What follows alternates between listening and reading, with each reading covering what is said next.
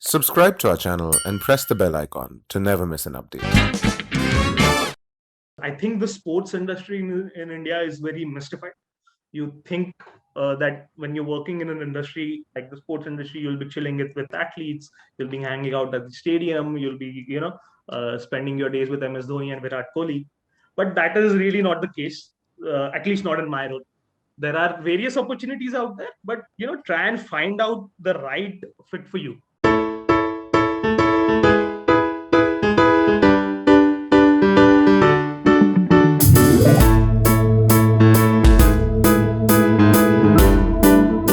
The cricket fever is something that India is not unknown of. We today have someone who has this cricket fever and has always battled with it, and somehow he made a way for himself. We today have Ketan. Ketan is an ardent fan of cricket, and he has loved the sport from the very beginning. And from there on, he decided that this is something that he is going to make a career from. Ketan, welcome to the show today, and I'm really looking forward to having a word with you. Yeah, thanks, Paul. Thank you for having me. Ketan, looking back, tell me a little bit about where are you from, where did it all start for you, and how did you go about deciding that this is the sport that I want to take seriously? I'm from Pune. I've been here my entire life. And growing up, like every other kid in the country, I used to play a lot of cricket. I used to play for my club. And everyone thinks that they'll play for their country someday. But, sooner or later, the myth is shattered. You realize there's only 11 people who are lucky enough to have that privilege of playing for their country. In 11th and 12th, I stopped playing the game. But what happened is in my engineering days, I enrolled in an engineering college. And I realized I came across that the college organizes a national level engineering event every year. The event is completely organized by the students itself, and the faculty just sort of guides us. And everyone wants to take up some sort of extracurricular in their college, so I took up that event. I was one of the lead organizers for the event, and that's when I thought that maybe I could do something in this industry, because I was always passionate for it. It didn't feel like work. And at this when I was in my fourth year, you could hear a lot of people talking about how this industry was really going to grow, not just cricket, but also the other sports. And you could see that by how the Pro Kabaddi League was faring, the success of the Pro Kabaddi League, and how much the investment was being made by various teams, by various corporates, by various football clubs from overseas into the teams, like into ISL. So I thought that this is the right time to do something in this.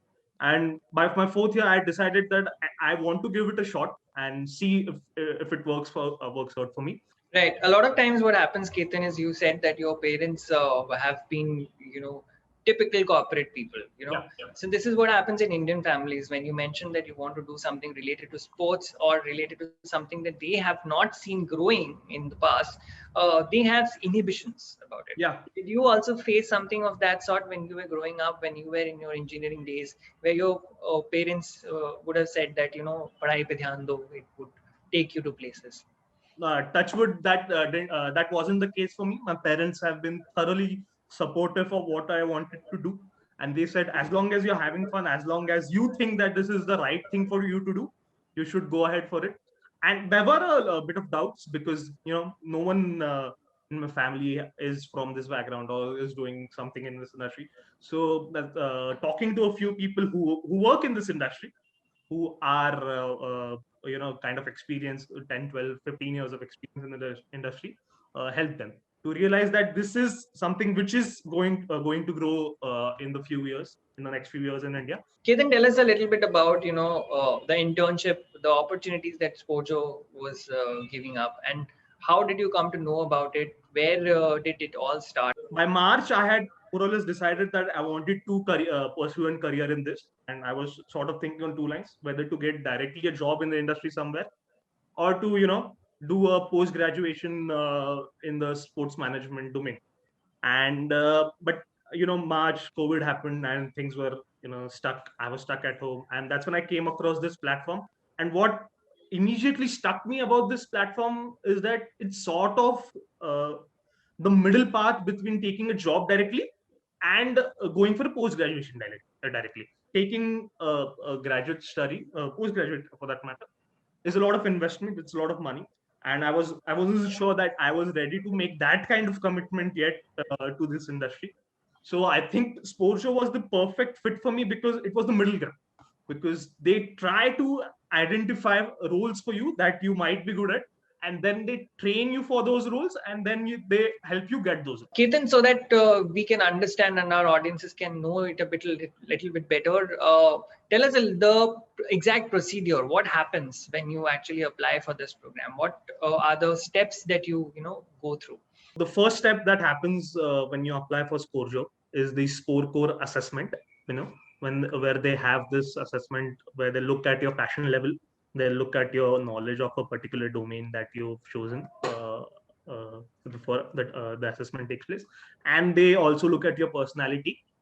They have a bunch of questions, and they try to analyze that all of that and try to suggest roles that might be suitable for you. So I did that, and I had chosen operations as the domain. I got a satisfactory score, but the personality section revealed that I could do content, digital media content role. So the second step naturally for me was, I have no prior background. I have no idea of what digital media content is. I have no idea of what kind of roles are present in that digital media space out there. So a very natural choice for me was to take up a consultancy with the CEO, Srini sir himself. So we spoke for about a couple of hours. He explained what kind of roles are there, what a digital media manager does, how he chalks out the calendar, what strategy he looks at, how he coordinates with the players, the staff, the management, or whatever it is.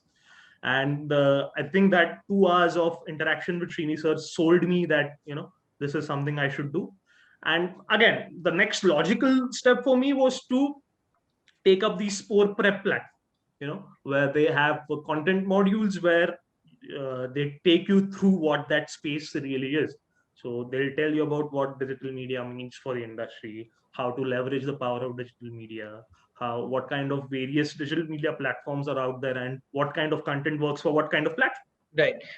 Tell me a little bit about that whole experience. What all were the things that you learned, and how did that change your perspective in the longer run? So the biggest difference that pre-Sporjo me and post-Sporjo me has, that I'm thinking like a sports executive now. So a lot of times when people want to make a career in this industry, I've seen this in some of my friends, they only think about it from a fan's perspective. So they talk about what a player should do, what a team should do, who should they buy in the auction. But what the Sporjo process taught me is that not just think like a fan. Don't just talk about how the team can improve on the field, because there are hundreds of people for that, and there are professionals who will do that. You've got coaches, you've got physios, yes, you've got analysts who do that. But what an executive should do is try to make sure how the team will perform better off the field, be it the marketing space, be it the sponsorship space, be it the operation space. So that is the biggest difference that I've seen in myself pre and post sport.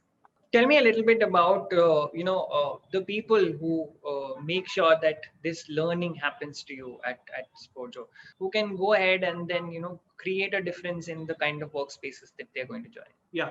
So the brain and heart and soul of Sporjo is Srini sir, of course. What he told me is, just go ahead and try and analyze the social media strategies for various IPL teams out there. And he said, I'm sure that you'll come across certain things which are unique to some IPL teams, and you'll try to understand why they're doing so. So I did that. I spent around a week for that, and I tried to understand that. I went through all the content that they're posting, and one thing I realized that is that every team out there has a different strategy. A Rajasthan Royals has a different strategy than Chennai Super Kings and a Mumbai Indians. A strategy works for them depending on what kind of fan base they have. Tell us a bit about how Sports Interactive happened. You said that your responsibility is going to be on the text commentary side. When you were taking that interview, when you were being part of a batch who is going to find their own ways, how did Sports Interactive happen to you, and what was the whole process that you went through? So I came across the Sports Interactive platform. The first time I heard about that company was after Srini sir mentioned it to me during one of our conversations. And I was following them on LinkedIn, trying to see if they've got any opportunities that could match my requirements. And it just so happened that they had a post out that they wanted text commentators for their team, and they required freshers for that. There were other roles also, but that required some kind of experience, prior experience in the industry. So they had text commentary, which a role which was available, and I just applied to them. I told them that I've come across this Sporjo platform. I've taken their test. I've been with Srini sir, not been with. I've spoken with him, and he has suggested that I apply for this role.